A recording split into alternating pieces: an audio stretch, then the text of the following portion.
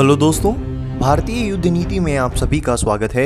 आज हम बात करेंगे राफेल एयरक्राफ्ट्स के बारे में, हाल ही में टर्की पे हुए राफेल विमान द्वारा हमलों के बारे में और भारत को 29 जुलाई को डिलीवर हो रहे राफेल विमान के बारे में, और जानेंगे 4th generation fighter jet Dassault Rafale की खूबियों के बारे में। दोस्तों, हाल ही में लीबिया में स्थित टर्की के अल वत्या एयरबेस पे फ्रांस और इजिप्ट ने राफेल से हमला किया, जिसकी वजह से अल वत्या एयरबेस को बहुत नुकसान पहुंचा। इससे टर्की को बहुत बड़ा झटका लगा, क्योंकि अल वत्या एयरबेस को टर्की ही कंट्रोल करता है, वो एयरबेस उसी के अधीन है। दोस्तों, अभी अपनी स्क्रीन पे आप जो मैप देख रहे हैं उसमें लीबिया, टर्की और यूरोपियन कंट्रीज को आराम से देखा जा सकता है। इस मैप पे ये जो रेड डॉट है वो है अल वत्या एयरबेस, जो कि लीबिया में है, जिस पे फ्रांस और इजिप्ट ने हमला किया था।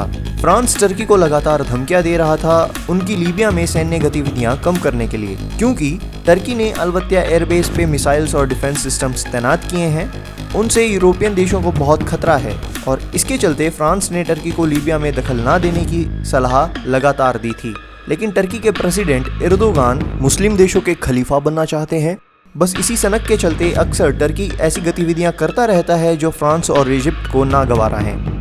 बस यही कारण है टर्की के एयरबेस पे हुए हमले का। अब हम आपको ये सब इसलिए बता रहे हैं क्योंकि इन हमलों में राफेल फाइटर जेट्स का यूज हुआ था। इस हमले में राफेल ने टर्की के ड्रोन्स, फाइटर जेट्स और उनके एयर डिफेंस सिस्टम को चकनाचूर कर दिया था और अपनी ताकत का लोहा पूरी दुनिया में बनवाया। आपको जानकारी के लिए बता दें, टर्की ने अपने एयरबेस पे American MIM-23 Hawk air defence system तैनात किए थे और उनके पास अमेरिकन F-16 फाइटर जेट भी मौजूद थे। लेकिन राफेल के आगे कुछ नहीं टिका, यहाँ तक कि टर्की ने डर के मारे F-16 को राफेल पे अटैक करने के लिए भेजा ही नहीं। दोस्तों, ये भारत के लिए अच्छी खबर है, क्योंकि पाकिस्तान अक्सर अपने अमेरिकी F-16 फाइटर जेट पे इतराता रहता है। भारत के पास राफेल आने वाला है। ये विमान भारतीय वायुसेना का हिस्सा बनने वाला है। इसकी वजह से पाकिस्तान के होश उड़े हुए हैं, और हाल ही में हुई इस घटना ने पाकिस्तान और चाइना दोनों ही देशों की नींदें उड़ा के रख दी हैं। आपको ये भी बता दें, टर्की के पास जो F-16 था वो पाकिस्तानी F-16 से ज्यादा उच्च श्रेणी का था, तब टर्की की ये हालत थी। अब आप इससे अंदाजा लगा सकते हैं पाकिस्तानी F-16 का राफेल के आगे क्या हाल होगा। दोस्तों, भारत में जो राफेल विमान आने वाला है वो एक नॉर्मल राफेल से अलग है। भारत ने उसमें कुछ इंडिया स्पेसिफिक मॉडिफिकेशंस करवाए हैं जो इस विमान को और भी ज्यादा खतरनाक बना देते हैं। उन स्पेसिफिकेशंस की जानकारी अभी तक गोपनीय रखी गई है भारतीय गवर्नमेंट द्वारा। अब टर्की ने राफेल को काउंटर करने के लिए S-400 को अल वत्या एयरबेस पे तैनात किया है, लेकिन टर्की के रशिया से कुछ मतभेद हुए थे, जिसकी वजह से उसको रशिया ने कम्प्लीटली फंक्शनल S-400 नहीं दिया है, और चाइना ने भी इंडियन राफेल को काउंटर करने के लिए S-400 तैनात किया है। लेकिन जैसा कि हमने हमारी पिछली वीडियो में बताया था, चाइना MTCR का मेंबर नहीं है, इसलिए उसके पास लॉन्ग रेंज मिसाइल्स नहीं है S-400 की। इसलिए चाइनीज S-400 से हमको ज्यादा खतरा नहीं है, और इंडिया के पास भी S-400 आने वाला है। चलिए अब आपको बताते हैं राफेल की खूबियों के बारे में। दोस्तों, एयरफोर्स को कई तरह के मिशंस करने होते हैं, जिसके लिए अलग तरह के फाइटर जेट्स की जरूरत होती है, जैसे कि एयर सुपीरियोरिटी के लिए अलग फाइटर जेट, और reconnaissance bombing, strategic bombing, strike fighter, missile firing, nuclear weapons, naval operations के लिए अलग अलग फाइटर जेट्स। राफेल ये सारे काम अकेले ही कर सकता है, इसलिए राफेल को मल्टी रोल नहीं, ओमनी रोल फाइटर एयरक्राफ्ट भी कहते हैं।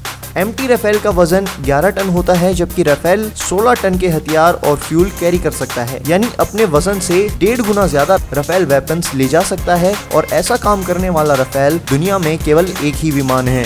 राफेल के अंदर 25 किलोमीटर लंबा वायर यूज किया जाता है। इससे आप राफेल की कॉम्प्लेक्स इंजीनियरिंग का अंदाजा लगा सकते हैं। दोस्तों, राफेल का डिजाइन पहले कंप्यूटर से स्टिमुलेट किया गया था डसॉल्ट एविएशन के कात्या सॉफ्टवेयर के द्वारा। इस सॉफ्टवेयर से पहले बड़े ही प्रोसीजन से सब कुछ डिजाइन किया गया, यहाँ तक कि 1 mm तक छोटी चीजों को बड़े ही प्रोसीजन से तैयार किया गया, फिर कंप्यूटर स्टिमुलेशन पे टेस्ट किया गया, फिर लास्ट में उसे फैक्ट्री में बनाया गया। एक डसॉल्ट राफेल को बनाने में 2 साल का समय और 7000 लेबर्स लगते हैं। इससे आप समझिए कितना कॉम्प्लेक्स सिस्टम है इस अचूक शस्त्र का, जिसमें इतना टाइम और ह्यूमन एफर्ट्स लग रहा है। अब बात करते हैं राफेल में यूज की गई टेक्नोलॉजीज के बारे में। दोस्तों, इसमें मल्टी डायरेक्शनल रेडार्स लगे हुए हैं। ये रेडार एक बार में 40 टारगेट्स को ट्रेस कर सकते हैं। दोस्तों, इस प्लेन के आगे टेलीस्कोपिक पोर्ट्स लगाए हुए हैं। ये इस प्लेन के रेडार द्वारा ट्रैक की गई ऑब्जेक्ट्स की ऑप्टिकल इमेज बना के पायलट को दिखाते हैं। और साथ में ये टेलीस्कोपिक पोड अगर राफेल के पास कोई और प्लेन उड़ रहा होता है तो उनके रडार से भी ट्रैक की गई ऑब्जेक्ट्स की ऑप्टिकल इमेज बना के पायलट को दिखा सकता है, बहुत ही अच्छे जूम के साथ। ये फीचर राफेल को बहुत ही स्पेशल फीचर है। इसके नीचे एक रिकनेंस पॉड लगा रहता है जिसका वजन 1 टन होता है। ये एक बहुत ही पावरफुल डिजिटल कैमरा होता है जो हाई स्पीड में भी गुड क्वालिटी इमेज कैप्चर कर सकता है। दोस्तों, स्पेक्ट्रा भी राफेल का एक फीचर है जिसमें बहुत सारे सेंसर्स राफेल की टेल और पिछले पार्ट पे लगे होते हैं जिनकी मदद से दुश्मन के प्लेन के रडार को जैम किया जा सकता है और कोई अप्रोचिंग मिसाइल को भी डिटेक्ट किया जा सकता है। स्पेक्ट्रा इलेक्ट्रोमैग्नेटिक पल्स भी छोड़ सकता है जो कि काम आती हैं हीट सीकिंग मिसाइल अटैक में। इलेक्ट्रोमैग्नेटिक पल्स से इन मिसाइल्स को दूसरी जगह डेविएट किया जा सकता है।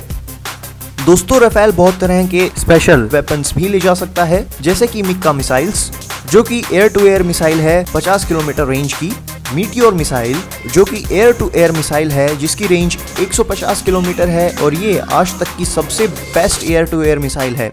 इसके अलावा स्कैल्प क्रूज मिसाइल भी राफेल में लगी होती है जो कि एक एयर टू ग्राउंड मिसाइल है जिसकी रेंज 300 से 500 किलोमीटर तक बताई जाती है। ये मिसाइल भारत के लिए एक बहुत ही जरूरी मिसाइल है क्योंकि हम इससे काफी दूर से पाकिस्तान या फिर चाइना पर सर्जिकल स्ट्राइक जैसे अटैक कर सकते हैं।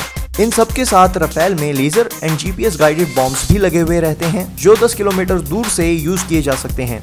इसके साथ राफेल में एक्सोसाइट एंटी शिप मिसाइल्स भी होते हैं जिनकी रेंज 70 किलोमीटर होती है और ये मिसाइल पूरे के पूरे डिस्ट्रॉयर वॉरशिप को तहस नहस कर सकती है।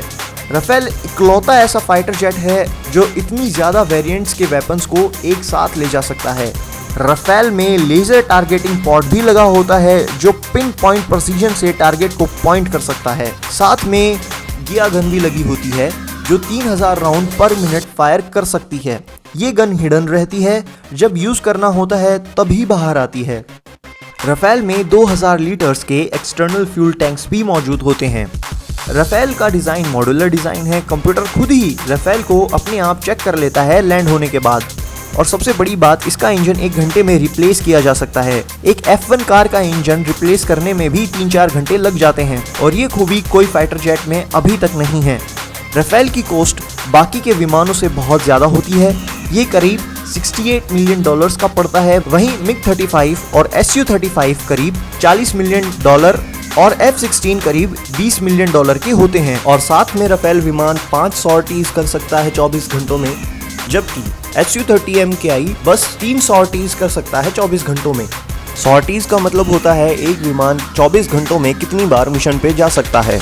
तो इन सब खूबियों के बाद आपको अंदाजा हो गया होगा राफेल की ताकत का। आज के एपिसोड में बस इतना ही, फिर मिलेंगे अगले एपिसोड में। तब तक के लिए जय मां भारती।